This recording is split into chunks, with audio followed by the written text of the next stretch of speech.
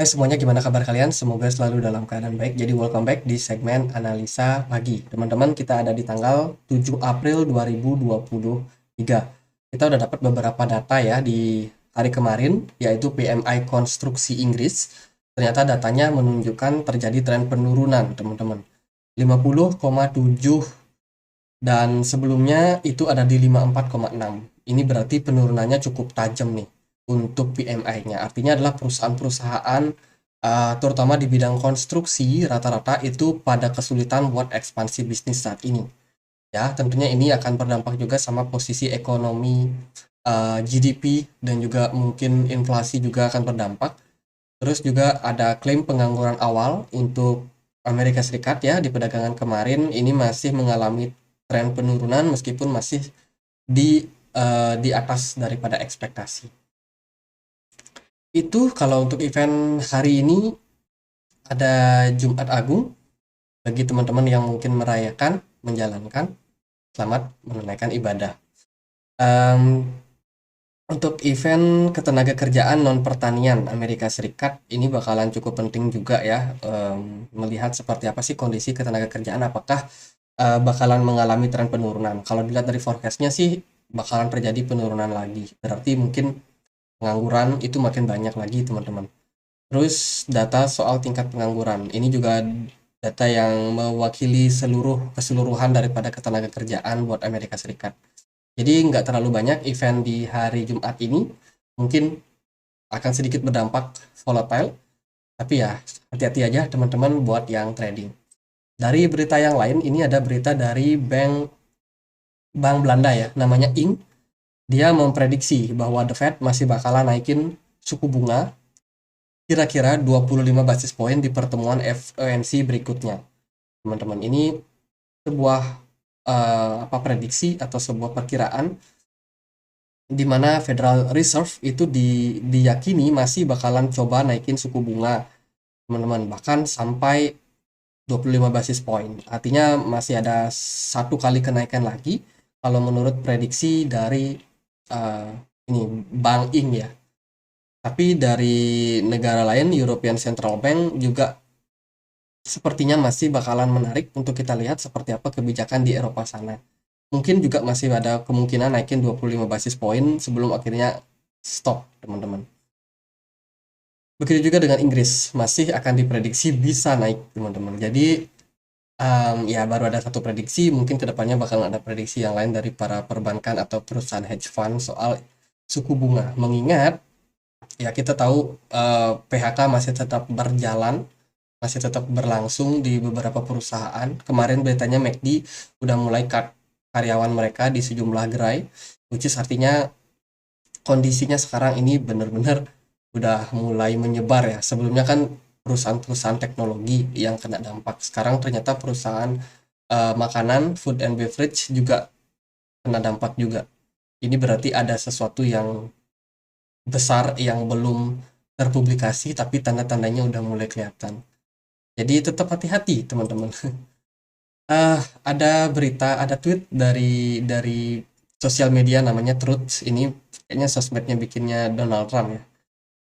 Cina saat ini lagi mencoba untuk menggantikan displace US dollar menjadi number one currency, teman-teman. Ini ya Donald Trump salah salah satu politikus yang pengennya maju lagi ya jadi presiden. Tentunya dia perlu nih bikin sesuatu biar dibicarakan oleh publik dan juga meningkatkan awareness buat masyarakat Amerika juga. Wah, hati-hati nih, US dollar bisa digeser, teman-teman. Tentunya untuk sebuah pemilu ini akan sangat menarik, teman-teman. Yang mana di masanya Donald Trump itu US dollar memang performnya lebih baik daripada di masa Joe Biden. Tentunya ini dipakai buat politik mereka ya. Jadi itu. Terus ada ini berita soal Do Kwon yang data hartanya itu semua lagi diperiksa oleh jaksa. Jaksa penuntut mengatakan bahwa properti dari Do Kwon itu nol ya, nol. Tapi dia melalui kejahatan Terra Luna itu sudah menggait harta sebesar 414,5 miliar. Ini dalam bentuk won, teman-teman. Jadi udah banyak banget. harta yang diraup oleh Do Kwon dan kawan-kawan karena kasus Terra Luna kemarin. Jadi sekarang mereka lagi dilacak nih, punya harta berapa, bakalan disita semua ya sama jaksa karena kasus kejahatan tersebut. Dari berita yang lain, ini ada Charles Hoskinson, founder dari Cardano, yang mengatakan bahwa delaynya Cardano atau keterlambatannya Cardano dalam ambisius roadmap mereka itu disebabkan karena mereka bertaruh sama yang namanya wrong teknologi. Jadi Charles Hoskinson sendiri mengungkapkan bahwa Cardano sempat sempat salah dalam hal mengambil tindakan upgrade, sebuah upgrade ya. Mereka sebenarnya sudah menyelesaikan sebesar 85% dari roadmap mereka. Tapi mereka juga mengakui bahwa ada sedikit masalah sehingga mereka memutuskan untuk oke, kita tunda dulu update-nya.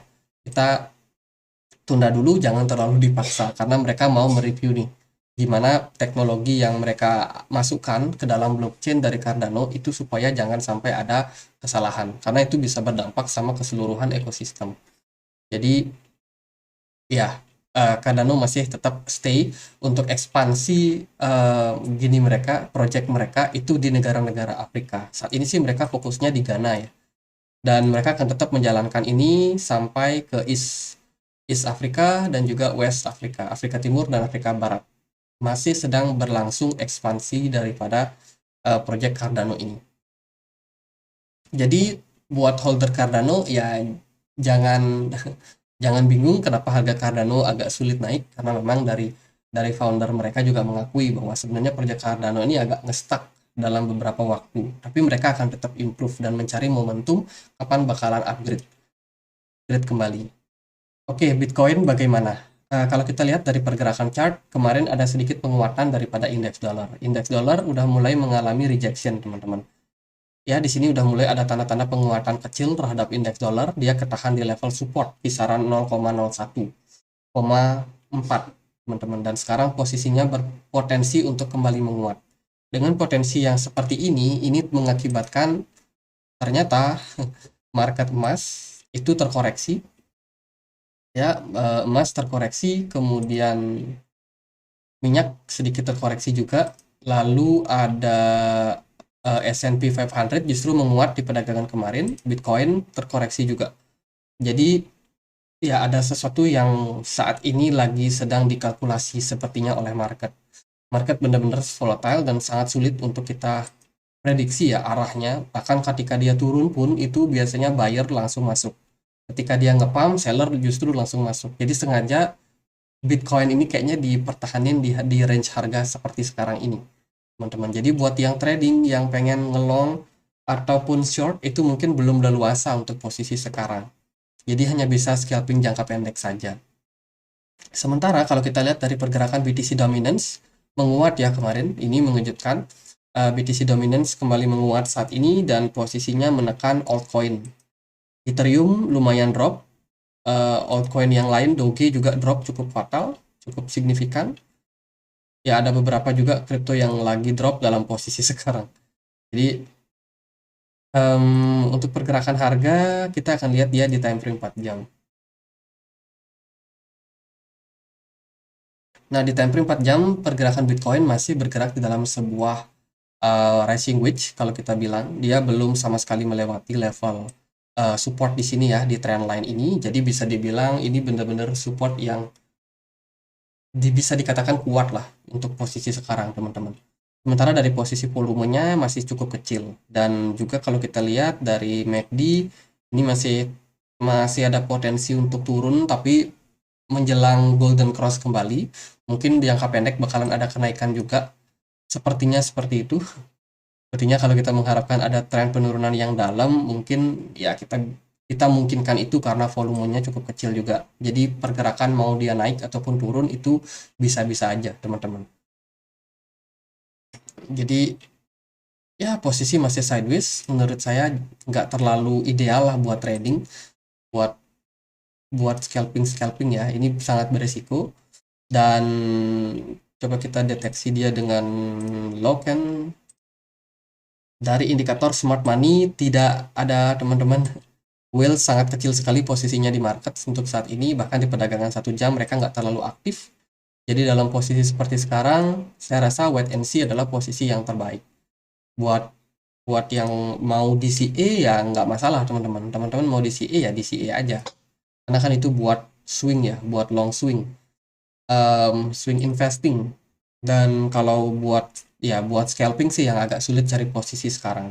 Kalau buat yang pengen di hold sampai 2025, 2024 ya nggak ada masalah sih untuk DCA di harga sekarang, mumpung dia masih belum confirm break dari level 30.000 dolar ini.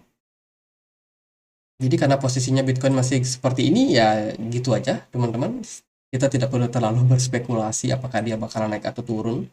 Sementara wait and see dulu aja. Kalau bagi saya pengen lihat marketnya bakalan breakdown dari trendline 27.900 ini, atau justru dia bakalan break up naik ke atas dari 29.000 sampai 30 ribuan dan melanjutkan tren bullishnya. Kita masih belum dapat gambaran.